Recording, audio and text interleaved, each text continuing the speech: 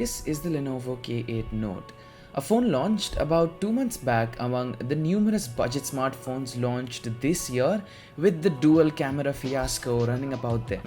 But the question is the phone worth the purchase right now in 2017? To answer this very doubt, about a month ago I picked up the 64GB variant of this device, and this is my take on it. Hey, what's up guys, Anubhav here, and with that being said, let's get started.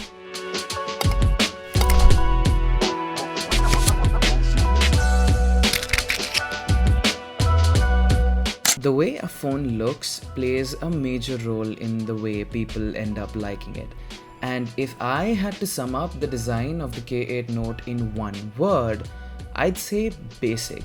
Now, that necessarily does not mean bad at all, considering the phone looks pretty good, especially the Venom Black variant that I have here. Now, what I actually mean by basic is that there's nothing new or innovative in the design. I mean, almost every sub 15,000 rupees device right now look pretty similar to their counterparts. However, the design of the device has no flaws at all and is an all-round good-looking phone. Now, coming up with the physical overview, we have a 5.5-inch 1080p display at the front, coupled along with a 13-megapixel front-facing camera and a selfie flash on the top, and the capacitive keys on the button, which sadly are not backlit. And this was a real bummer for me since I use my phones during the night a lot and I didn't really know what I was pressing on, and coming from Samsung, it was a big hassle with the entire back key being the recent key and the recent key being the back key. Now, on the left side, we have the SIM slots and the micro SD slots. The phone can take up to 2 SIM cards and a micro SD up to 128GB in case you need that storage. And on the left side, we also have a very underrated feature of the phone, that is the music key. Now, this key can be remapped to do anything, and the ability to do this is absolutely amazing. On the right side, we have the lock button and the volume rockers, and on the bottom, we have the speakers, out of which only the right one actually works, and the left one is, well, just there. And the micro USB port, which is again not a type C, but then again, it's not a deal breaker at all. At the back, we have the dual camera setup, 13 megapixels plus 5 megapixels for your quote-unquote portrait mode, and the fingerprint sensor, which I have to say is crazy fast. I was literally amazed at the speed of unlocking my device, and I have to say I am very impressed. Now, I came from a Samsung Galaxy S7 Edge, and even though the sensor on that is pretty good, this one was legit amazing. Now, going back to the display, it's a 1080p panel with a pixel density of 441 ppi, and the display quality is pretty good. Now, obviously, it's no AMOLED, so you won't get those deep blacks. However, everything looks very sharp, very vibrant, vivid, and colorful.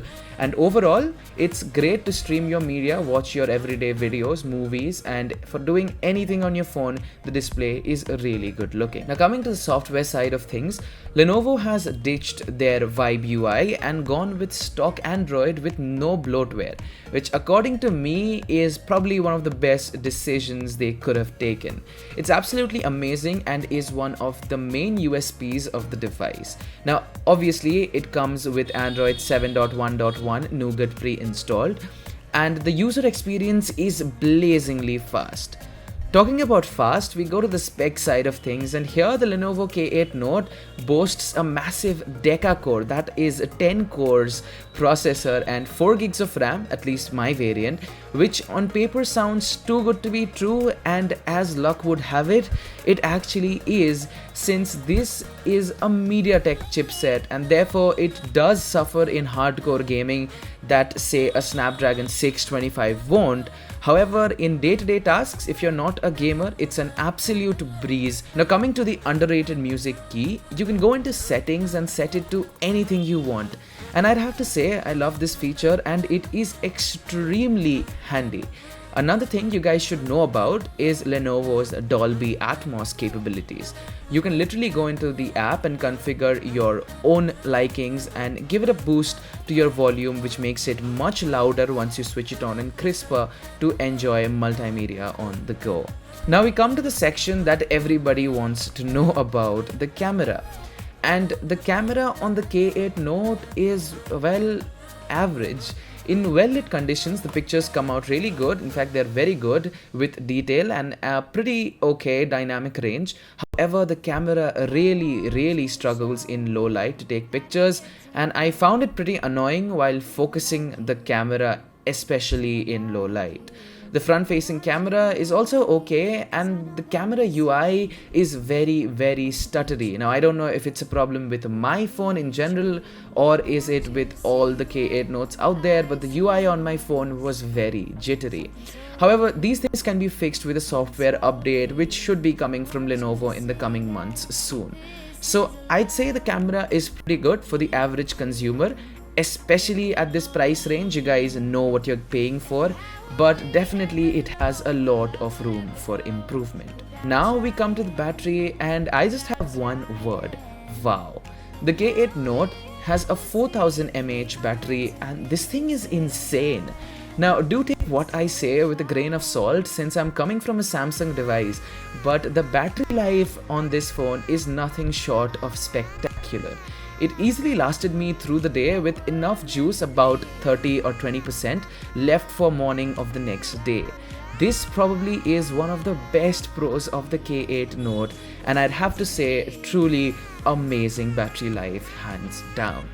Now that's all that there needs to be covered for the K8 Note. And now the question arises, should you buy this right now? The answer for me, according to me, would be, well, yes. It is a very well-rounded phone for its price, and as a budget phone, it ticks all the right boxes, and I think it's a good phone to start your journey with if you're a first timer, or if you just want to get a budget phone. It's a very well-rounded phone. And even though you do have other options like the Mi A1, that does not take away from the fact that this is a good phone for its price. So my take on it, if you're wondering if you should buy it or not, you probably should. And well, that is pretty much it for today's video, guys. If you guys liked the review, or if you guys want more videos like this, do leave a like, subscribe to the channel, follow me on Instagram and Twitter. Links will be in the description below. Have a great day. This is Anubhav signing out, and I'll catch you guys in my next video. Peace out.